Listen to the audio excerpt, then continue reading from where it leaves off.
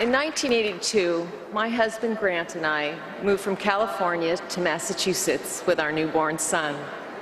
Being a church-going family, we looked for the nearest chapel and soon found ourselves in a congregation led by a clearly bright and capable man named Mitt Romney. I knew Mitt was special from the start. At the time, we didn't own a dryer, and the day he stopped by to welcome us, I was embarrassed to have laundry hanging all over the house. But Mitt wasn't fazed. In fact, as we spoke, without a word, he joined me and actually started helpfully plucking clothes from around the house and folding them. By the time Mitt left, not only did I feel welcome, my laundry was done. As Grant and I juggled school, jobs, church, and family, we grew to love the Romneys. They became role models and friends, and we were honored when Mitt and Ann regularly trusted us to stay with their 5 rambunctious but very loving sons when they traveled. It was when our daughter Kate was born 3.5 months early, however, that I fully came to appreciate what a great treasure of friendship we had in Mitt and Ann. Kate was so tiny and very sick.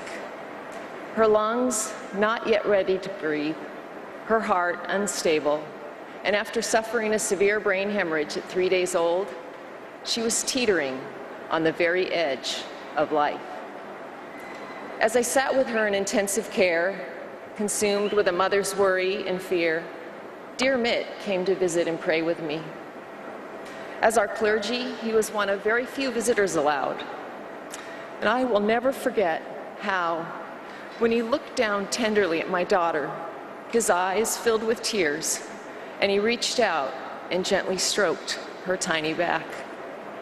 I could tell immediately that he didn't just see a tangle of plastic and tubes and wires. He saw our beautiful little girl, and he was clearly overcome with compassion for her.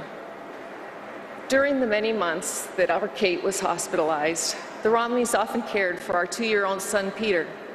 They treated him like one of their own, like a sick son. They gave him a nickname and even welcomed him to stay the night when needed. When Thanksgiving rolled around, Kate was still struggling for life. Brain surgery was scheduled, and the holiday was the furthest thing from our minds. But that morning, I opened my door to find Mitt and his boys, arms loaded down with a Thanksgiving feast. Of course, we were overcome. When I called to thank Ann later, she sweetly confessed it had been Mitt's idea, that most of the shopping and cooking and chopping had been done by him. She and the boys had just happily pitched in. Eventually, we moved from Boston. Our daughter Kate grew into an amazing girl of faith and love. But complications of her birth remained with her, and after 26 years of both miracles and struggle, she passed away just 1.5 years ago.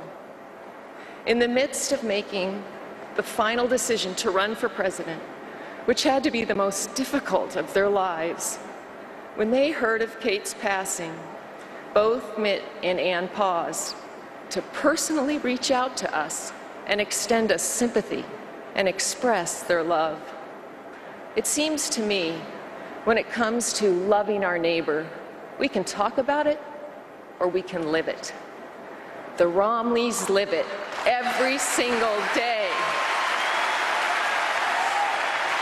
When the world looks at Mitt Romney, they may see him as the founder of a successful business, the leader of the Olympic Games, or a governor.